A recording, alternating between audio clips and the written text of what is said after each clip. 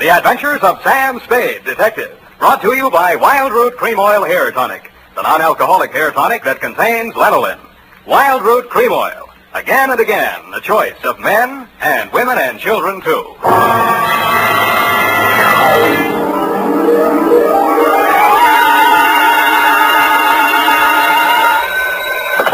Sam Spade Detective Agency? Me, sweetheart. Oh, Sam, I'm so glad you called. Why? I don't know. I always am. Was it a good case, Sam? I didn't like it. Where are you? Morgue, San Mateo. Oh, was somebody killed? Yes? Well, do you know who did it? Yep. That's good. No, that's bad. Bad? Believe it or not, F, I wish I didn't know who killed who. I don't understand. Oh, Sam, you sound so downhearted. Well, I'm sorry. I'll try to loosen up. Stay where you are, sweetheart. I'll be right down to dictate my report on the champion caper.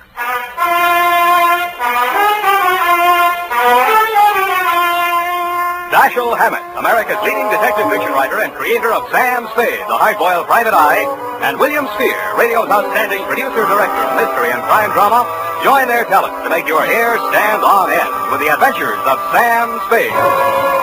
Presented by the makers of Wild Root Cream Oil for the hair. Before bringing you tonight's mystery, I'm going to take 28 seconds to tell you something that isn't a mystery. It's no mystery why so many millions of men, women, and children have well-groomed hair these days when America's favorite hair tonic, Wild Root Cream Oil, costs so little. Just 25 cents will buy you a get-acquainted bottle and show you how neatly and naturally Wild Root Cream Oil grooms your hair, how it relieves annoying dryness and removes loose, ugly dandruff. Get Wild Root Cream Oil Hair Tonic. Again and again, the choice of men and women and children, too.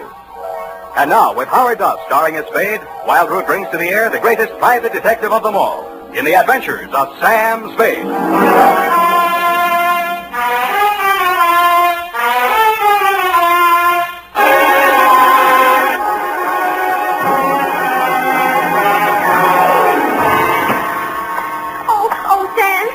I read the afternoon paper. I didn't understand it either. Stop that.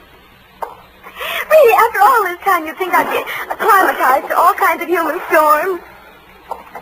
I've got my pencil already. And myself again.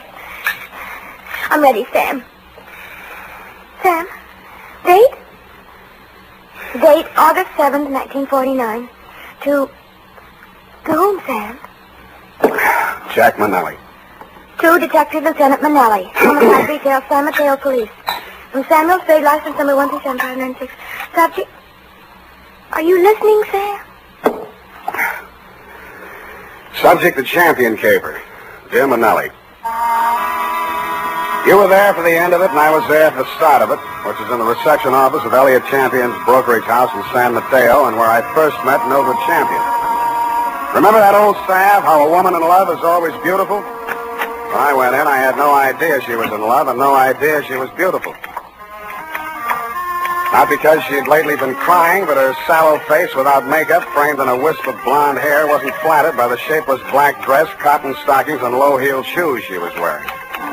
Certainly not the going idea of beauty, nor did her conversation reveal anything to indicate love. Oh, yes. May I help you? Mr. Elliot Champion, my name's Spade. Spade.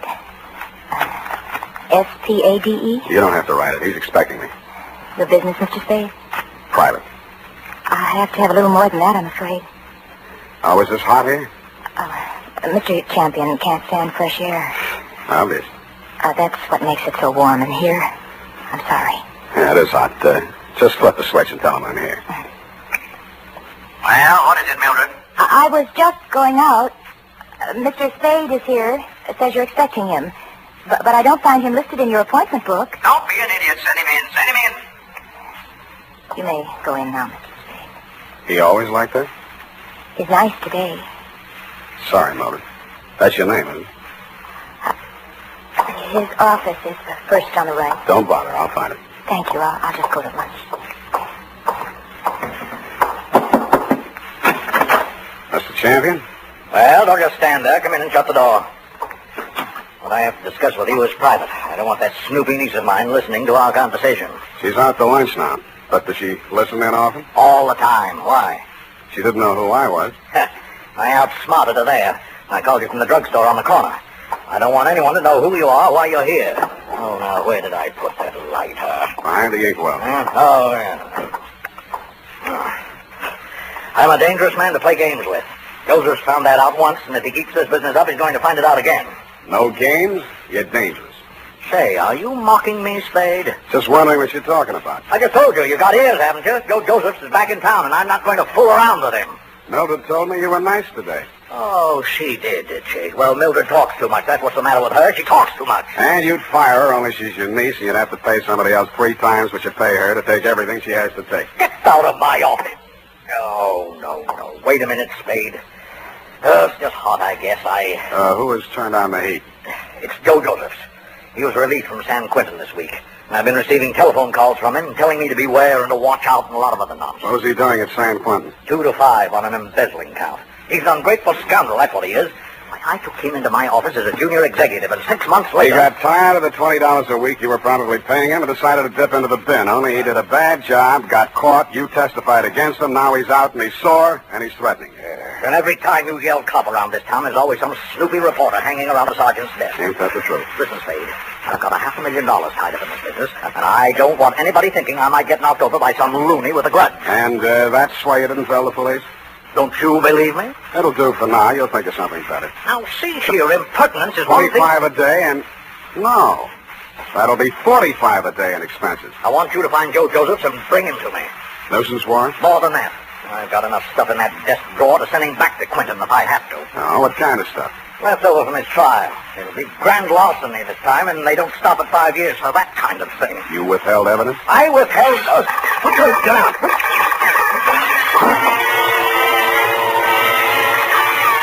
My back was only 8 feet from the window, and it came through from the other building across the court. The silencer either ruined the marksman's aim, or he was just a bad shot, because out of 6 tries, he didn't connect with a thing but the desk lamp and a wastebasket. By that time, Champion and I were both on the floor, Champion on top of me. I kicked out to get loose, and he kicked me back. I gave that up and twisted around for my gun. Across the court, a window was open about 6 inches, one corner of which was full of a dark-sleeved hand and a gun arm. I fired at it from what is known as number 6 position. It's him! It's him! Get him, Spade! Get him, Spade! What do you think I hired you for? I didn't bother to answer him. I went through the window, onto the fire escape, and over to the next building. I did more. I went in that building, which was apparently vacant, down the stairs, and started out the back entrance. Hey, Oh, I'm sorry. Silly, watch it, will you? What's the big hurry? Hey, he came out of this building. Which way did he go? Who came out of what building? This building, right here, just a second ago. Here? Yes. Who? Him. Who? The guy who just ran down What do these you look stairs. like? Well, he... Oh, what do you look like? I say, what do you look like? Huh? Who? What? Where? Thanks. Don't mention it, Curly, anytime. I couldn't tell her what he looked like because I hadn't seen him. After a careful search of the building, which revealed nothing, I decided my suspect had eluded me for good, and I returned to the office of Elliot Champion. He was sitting on his green leather chair, wearing an expression to match. Missed him, huh, Spade? What does Josephs look like? Oh, I've got a couple of snapshots here somewhere. Oh, yes, here. Let's have a look. I was later to regret having those snapshots of my person. They showed a tall, thin-faced, haunted-looking guy, an old-looking 28, good face, shock of black hair, and dark eyes. I've seen plenty of cons, embezzler type, and he wouldn't have been cast in a part in my movie. There was nothing about him to indicate that he'd embezzled $2,000 or used a silencer on a gun. I dug 238 slugs out of Champion's wall and went down to the street. Spade! Oh, Spade!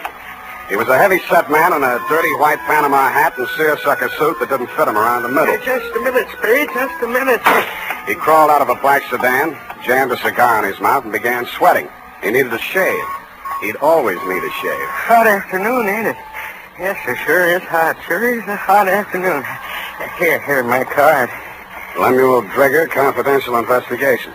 Yes, I should ought to have some new ones printed up, huh? I guess you should order, Lem, and change the name while you're at it. Huh? Didn't the commissioner bounce you 9 years ago for rolling a pack before you did the booking? Oh, let bygones be bygones, Spade. I'm in business for myself now. How's business, Lem? Punk. Try another racket, Lem. Spade, you been in to see old man Champion, maybe? Maybe. I was just going to go in to see him myself when I spot you pull up. I recognize you from the pictures in the paper last week. I figure maybe you and me ought to talk. What did you figure you and me maybe ought to talk about, Lem? Oh, you make it tough for a guy, Spade. We're in the same business, you know. What you gonna see him about? So long, Lem. Hey, wait a minute. I'm an old gumboot, huh? A fat old gumboot who couldn't get a trick as a housekeeper or tail in a punk. Is that it? Okay, Spade, okay. You're full of vinegar now, but just you keep my cards. You'll want to see Lem Drigger before it's all tied up. You'll want to see me. True, Lem. But he was right. I did want to see him because when I got down to the Chronicle office and looked up a morgue on the Joe Joseph trial, the first thing that jumped out at me was the name Lemuel Drigger. Lemuel Drigger, private detective who had been employed when Mr. Champion had become suspicious of Joseph's account irregularities, and who, together with Mr. Champion, caught Josephs red-handed, and who willingly offered his testimony the same at the trial which convicted Joe Joseph to San Quentin for 5 years. The file also gave the name of Joseph's lawyer, a man named Anthony Speezer. The phone book showed an apartment address on Geary. That's you, Aggie? Hold on a minute. I was just trying to get dinner over before you showed up, but I guess I'm late tonight. Who are you? Mr. Speezer? That's right. My name's Spade. I'm a private investigator. I'm trying to locate a former client of yours, a man named Joseph. Come in, come in. I was expecting Aggie, but come in. Thanks. I always fix my own dinner, poached egg and half. Ulcers. Name Spade? Yeah. Want an egg? No thanks. I'm on duty. Mind if I finish? It's up to you. Who's your client, Spade? Elliot Champion. Joe Josephs is back in town, and he's been making telephone threats and throwing 38s around. 38, huh? Mm-hmm. You know where he is? Joe was a nice kid, but a calendar job. Born with one war going on, a depression on deck, and another war in the hole. Makes a difference. The calendar got him. Everything was against him at the trial, too. I couldn't do anything. He thought I let him down and told me so. He got real sore when they read the book at him. Threatened Champion and that private dick, Lem Drigger. Drigger and everybody else. Said he was railroaded. You were his attorney? I know, but he didn't have a chance in a million of beating that rap. He thought I ratted when I took the guilty plea in court's mercy, all for a lousy $2,000. Well, he's done his time and he's out now. He hasn't gotten in touch with you? Nope. No threats? Nope. Ever write to you from prison? Nope. Any idea where he'd be in town? Nope. Is it possible he has a mother? Nope. Then I guess I leave you to Aggie. We play records. Aggie used to be a violinist. Well, it's up to her. Spade. Spade. Yeah? If you find Joe, tell him where I live. I'd like to see him. Why? I don't know. Maybe I just want to see what 5 years in the pen does to a kid like that. Yeah. I'll bet you do.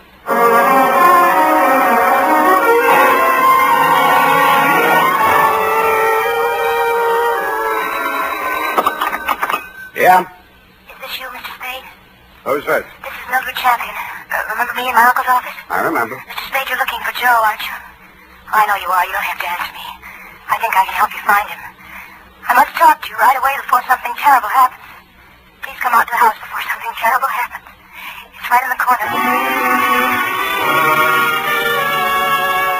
I got out to the house as fast as I could, but not before something terrible had happened. Hey. The front door was open and all the lights were on, and Elliot Champion was lying at the foot of the stairs in the front hall holding his lapel as if it would get away from him. Hey, don't touch me. Don't try to move me. It's in my lungs somewhere, and I never thought.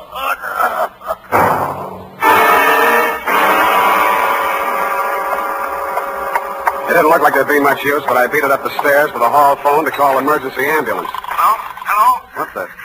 This is Joe. So you hired a private eye to look me up, huh? Well, you'll never find me, but I'll find you. Yeah, Mr. Champion, I'll be seeing you real soon. I didn't get it then, but I got it a second later. I grabbed for the banister, missed, and hit the top railing. A pair of hands held me up long enough to go through my pockets and then let me go, and that's the last thing I remember.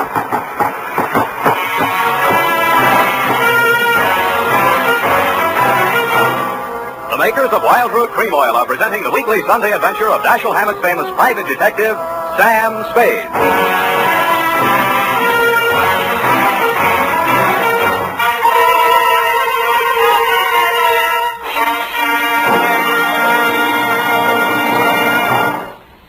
Now, here's here's important news on good grooming. If you want a well-groomed look that helps you get ahead, socially and on the job, listen. Recently, thousands of people from coast to coast who bought Wild Root Cream Oil for the first time were asked, how does Wild Root Cream Oil compare with the hair tonic you previously used? The results were amazing. Better than 4 out of 5 who replied said they preferred Wild Root Cream Oil. Remember, non-alcoholic Wild Root Cream Oil contains lanolin. It grooms the hair naturally, relieves dryness, and removes loose, ugly dandruff. So if you want your hair to be more attractive than ever before, get the generous new 25-cent size of Wild Root Cream Oil, America's leading hair tonic, on sale at all drug and toilet goods counters. It's also available in larger economy bottles and the handy new tube. By the way, smart girls use Wild Root Cream Oil too, and mothers say it's grand for training children's hair. Get Wild Root Cream Oil. Again and again, the choice of men and women and children too.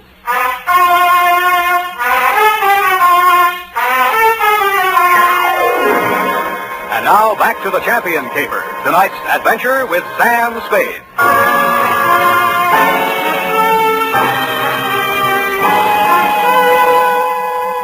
The neighbors had complained of gunshots, which was fortunate for me. I still might have been lying at the bottom of those stairs in Champion's house, Lieutenant, if you hadn't walked in, applied first aid, asked me my name, and listened to my story. You considered the threatening phone call after my client's death as a cover-up and promptly sent out a general alarm on Joe Josephs. I took an aspirin and a taxicab for home. Halfway uptown, I discovered the pictures of Joe Josephs were missing from my wallet. And that is why I was absent at the medical examiner's inquest this morning. Instead of going home, I went out to San Mateo, jimmied the lock of Champion's office, and violated City Ordinance number 352B. My dead client's desk revealed one important item. An income tax voucher dated August 17, 1944, noting him delinquent. Then I found another important item, same for 1943. His secretary's desk was even more interesting. What I found there led me to, 1, call her home. Result, no answer. And 2, to revisit Attorney Speezer. I found him poaching another egg. All right, I'm here. It's late, Aggie. What's the idea? Unless it's Beethoven, I don't... Oh, Spade. Aggie have a show? Yeah, left early. Has to work tomorrow. Oh, it's too bad. What's with you? Still looking for Joe? Yep. Any leads? Wish I could help you, Spade. Elliot Champion was shot and killed in his home tonight. No. Is that all you have to say? Joe do it? Maybe. Well, You don't seem scared for a mouthpiece Joe didn't like. if you mean should I be next, no. I'm not scared, Spade. The kid should realize that this time I liked him and did all I could. You've been here all evening? Aggie? Could you prove it? Yep. You may have to. Did you know Mildred Champion was married to Joe Josephs? Yeah. How'd you know? It's a secret. I found this marriage license in her desk drawer. Nosy, huh? I found something else. Champion didn't pay his income taxes all the time. A lot of people are like that, Spade. Me, Lem Drigger testified against Joe at the trial, so did Champion. Mildred worked in the office, but she didn't testify. Wife can't testify against husband. Real good story, Spade. But what about Joe? Champion had something on Lem Drigger, and Drigger had something on Champion. Joe's in between. You tell me, huh? Huh? All right, I'll tell you. It's all about a green kid hired into a brokerage firm to be framed on a phony embezzling charge to cover up a tax delinquency. You want to finish it? I can't. I don't know it. You've got ideas, though. Yeah, Spade, you're right. I've got ideas. And all of them make me sick inside. That kid stood there and told me he was innocent. He said it 1,000,000 times if he said it once. And he told me he thought Champion was short with the income tax people. And if Champion was short, he could phony up a book and get a worn-out private detective like Drigger to testify that there'd been a fraud, and Joe takes the rap. If that's what happened, they did it pretty good. Did you mention anything like this at the trial? Surmise is not admissible. There was no way to investigate it and no way to prove it. Joe was a nice kid, Spade, and he told a good story. I've been fooled a lot of times. What do you think? I haven't met him yet. All right, he's done his 5 years. He came out, and now they want him for killing the man who sent him up. His whole life's gone. And for what? Spade, I hope you don't find him. I hope nobody ever finds him. But we did find Joe Josephs, Lieutenant. He was right under our noses all the time. When I called you, you told me to come on down to the morgue of the county hospital. We both stood and looked at Joe Josephs. It's a funny thing, Sam. We had an alarm out for an hour on this guy. We've been looking all over for him, and he turns up right here. Well, he's dead. He's been dead since last night, about 7. 7? Same time Champion was killed. TB. Just got the whole story. Had it awful bad in prison on the sick ward his last 2 years. Wanted out awful bad. When his time was up last week, he made him release him. But he wound up here, died in the hospital. He looks awful young to be a con and all. I don't know, Sam, he's just a kid, isn't he? Up until then, you had some kind of case against Joe Joseph. But when the medical examiner reported that my client had been shot with a .32, the rest of it began to fall into place. Lem Trigger's office was a dirty room over a shoe repair shop on Mission Street. The glass on the door hadn't been washed in 5 years, and neither did anything else. You can hardly tell where the office left off and Lem began. Oh, hello, Spade. I've been waiting for you. I thought you'd get over for some talk. What made you think that, Lem? Well, you're here, ain't you? All right, let's make talk.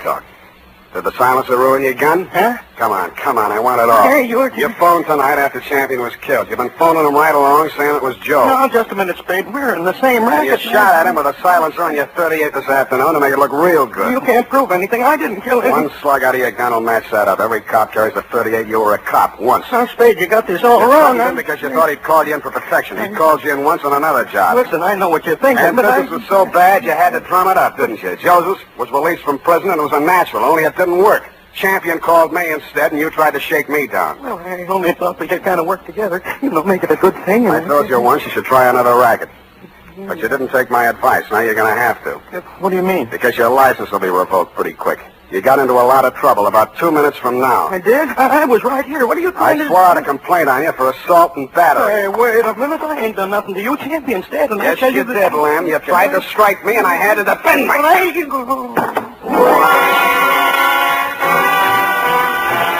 And I did make out a complaint, Lieutenant. I phoned your office, and 2 of your men were on the way out to pick him up when I heard a footstep outside the door. I knew who was there and what she was there for, and I did the only thing I could think of at the moment. And it was lucky I did it.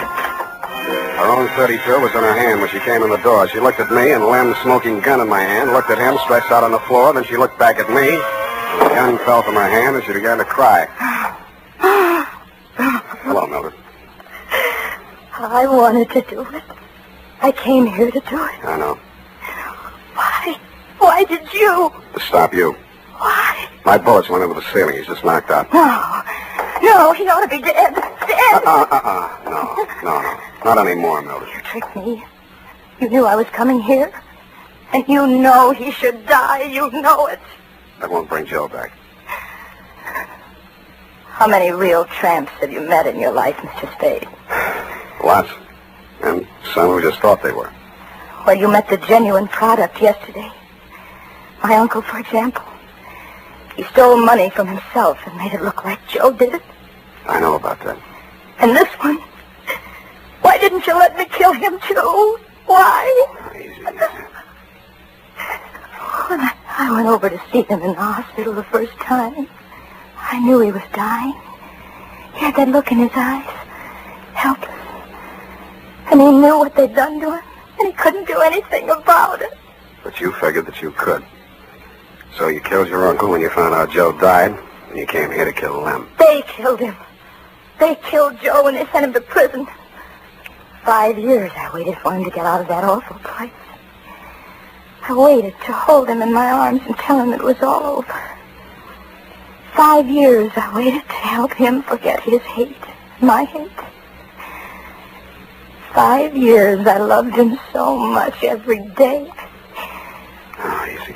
And then he came back to me the way he did. Those pictures were all I had left of him after 5 years of waiting, loving him. Now he's dead. What can you or I or anybody do about what they've done to him? Look at me, Mr. Spade. Go ahead, look at me. I'm not what you'd call beautiful. I'm not even very pretty. Nobody would ever look at me twice. Well, Joe looked at me, and he loved me.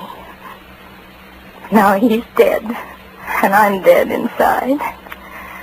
I'm dead inside, and I'll be glad when I'm dead outside.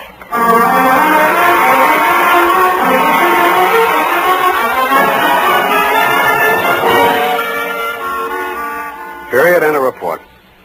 Oh, Sam, they were so unhappy. Yeah, had a notation that I won't be around for the coroner's inquest.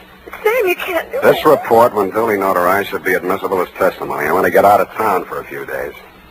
Sour racket. And now, listen to this. Later this evening, if you happen to stroll down to the corner for cigarettes or ice cream, why not also pick up some Wild Root Cream Oil Hair Tonic? Your whole family will like the way Wild Root Cream Oil grooms the hair neatly and naturally, relieves dryness, and removes loose dandruff. And ask your barber for a professional application of Wild Root Cream Oil Hair Tonic. Again and again, the choice of men and women and children, too.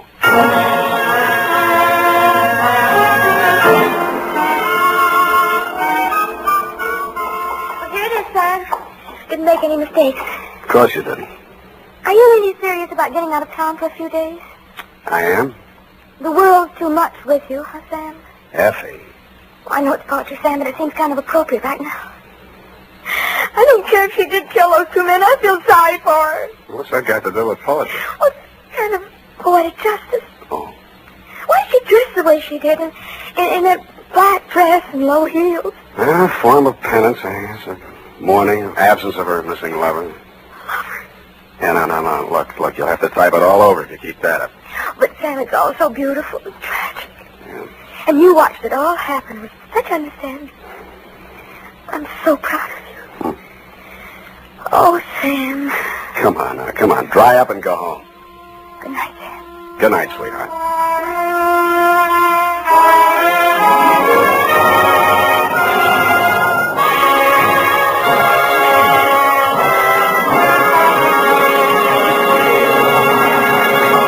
The Adventures of Sam Spade, Dashiell Hammett's famous private detective, are produced and directed by William Spear. Sam Spade is played by Howard Duff. Lorene Tuttle is Effie.